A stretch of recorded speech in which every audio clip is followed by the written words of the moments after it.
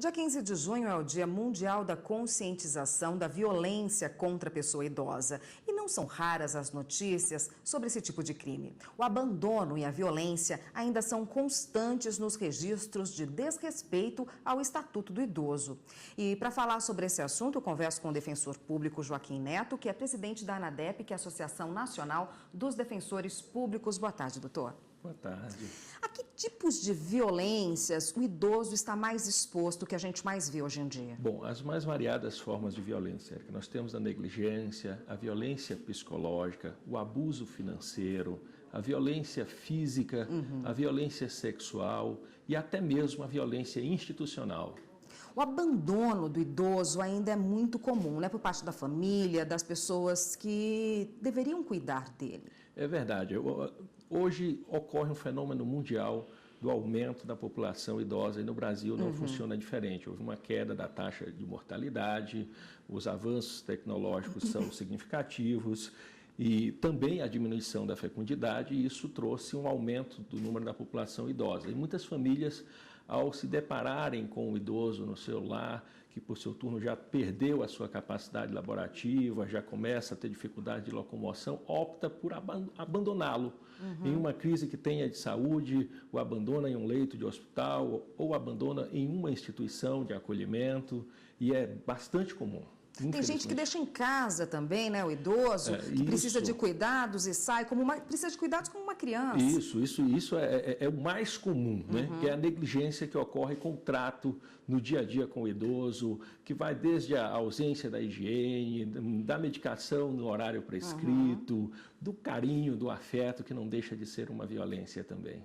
No Distrito Federal, tanto no ano passado quanto neste ano, foi registrado um grande número de violência econômico-financeira contra o idoso. No que consiste esse tipo de crime? É uma apropriação dos bens do idoso? Como é que funciona? O que a lei diz sobre isso? Bom, na verdade, isso aí se tratam dos casos de abuso financeiro. É bastante comum. Ocorrem desvios de bens, as empresas, às vezes, pegam os cartões magnéticos, né, dos benefícios para receberem dívidas, são as ofertas de empréstimos sem dar as informações devidas, e esse abuso financeiro tem causado realmente um grande prejuízo à população idosa, que às vezes se vê sem condição de manutenção da sua vida, do seu dia a dia, dos seus medicamentos, e etc. É difícil de se detectar esse tipo de crime, já que por vezes o idoso não tem condições, às vezes nem sabe como reclamar isso, a quem reclamar, porque às vezes quem está se apropriando do dinheiro dele é a pessoa que ele confiou. É exatamente por isso a dificuldade de se saber quando está ocorrendo esse crime.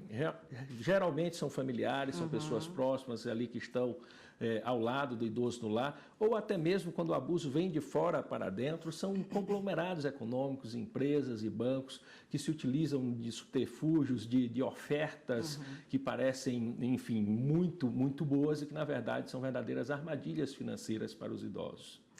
Doutor, a violência, quando a gente fala de violência contra o idoso, não é só a violência física, como o senhor já bem disse, né?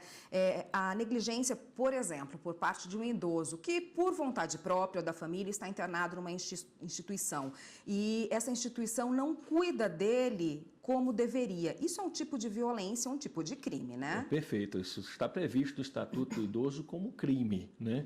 Isso vai dar ao responsável pela instituição de acolhimento, né, uma pena de detenção de 6 meses a 1 ano. Então, há toda uma responsabilização nesse tipo de situação. Quem vê essa situação, por exemplo, numa instituição, às vezes mora do lado, tem que denunciar, né? Com certeza. E aqui vai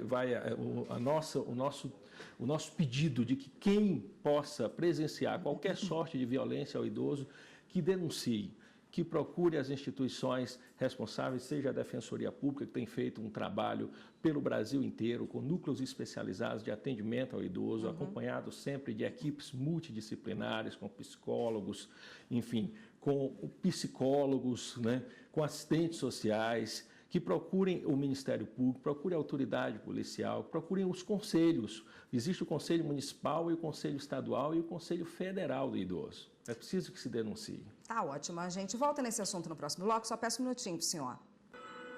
Estamos de volta com o Jornal da Justiça e vamos continuar no assunto direitos dos idosos e também violência contra esse público com Joaquim Neto, que é presidente da ANADEP, a Associação Nacional de Defensores Públicos. Doutor, o senhor está na presidência da ANADEP agora, mas também atua na defensoria, já atua na defensoria. Como defensor público, que tipo de casos o senhor tem mais acesso em relação a esse tipo de violência com idoso? O que chega mais na defensoria? Bom, chegam toda sorte de violências são trazidas à defensoria pública. Mas a que mais chega são as questões dos maus-tratos, da negligência que ocorre no dia a dia com o idoso, seguido dos casos de abuso financeiro que tem crescido de forma espantosa nos últimos anos. Então, é aquele idoso que sofre até mesmo uma violência psicológica que pode se dar com o uso de palavras de baixo calão, com desrespeito, enfim, com ofensas pessoais e até mesmo a violência física. Atendimento médico negado, por exemplo. Prioridade no atendimento, nas filas, prioridade nos assentos do transporte público, esse tipo de direito previsto no Estatuto do Idoso. Perfeito. Quando desrespeitado, também é considerado um tipo de violência? É considerado violência e é tipificado como crime no próprio Estatuto do Idoso em algumas situações. No caso da negativa do atendimento médico, na pena de reclusão de 1 ano a 6 meses e multa. E, enfim, e os direitos dos idosos, como você muito bem disse, são vários, né? Relativos à gratuidade do transporte público, seja urbano ou semi-urbano, ou até mesmo interestadual. O Estatuto do Idoso prevê que a cada trecho seja ofertado 2 vagas e, no caso do preenchimento dessas vagas, seja dado um desconto de 50%, a preferência do atendimento médico também no SUS, a questão da preferência na própria justiça, né? As demandas judiciais que envolvem os idosos devem ter um tratamento, né, preferencial. Há questões de moradia também, o Estatuto do Idoso prevê que naqueles programas de habitação sejam separados um percentual de 3% para os idosos. Então, há todo um ordenamento, todo um arcabouço jurídico de proteção ao idoso, necessitando tão somente que haja o respeito necessário e que as instituições façam o seu papel de fiscalizadora, de promotora, na verdade, das garantias e dos direitos dos idosos no nosso país. É bom lembrar que essa violência também não é só física, né, e nem de desrespeito aí, ela pode ser psicológica também. Com certeza, e talvez uma das piores, né? O idoso é maltratado por palavras, ele é deixado de lado no lar sem qualquer tipo de afeto ou carinho, ofendido diuturnamente, e aquilo vai trazendo um prejuízo irreparável ao idoso. Ele vai se tornando recluso, depressivo, e aquilo pode levar a um quadro de saúde que pode levá-lo, inclusive, à morte. E é um tipo de violência muito comum, mas muito comum mesmo. Doutor, então a gente falou de todos os tipos de violência, o senhor também já falou onde a pessoa pode denunciar isso, tanto o idoso como alguém da família que está vendo isso, outro familiar cometer algum tipo de violência, ou até mesmo quem não é da família, né, denunciar. Gostaria que o senhor repetisse, terminasse essa nossa conversa, repetindo, dando esse serviço para a população poder denunciar, porque é denunciando que se pune, né? É necessário que se diga que a denúncia é um dever de todos, não só dos agentes públicos, dos servidores públicos, das instituições, mas o vizinho, né? Ou qualquer pessoa que tome conhecimento, até mesmo passando diante de uma violência praticada ao idoso, deve procurar os órgãos responsáveis, a autoridade policial, a Defensoria Pública, o Ministério Público, os Conselhos de Defesa do Idoso municipal, estadual e federal, ou até mesmo, de forma muito mais prática, ligar ao Disque 100, que é um número fornecido pela Secretaria de Direitos Humanos da Presidência da República, e ali registrar essa ocorrência que será repassada à instituição que tomará as providências necessárias.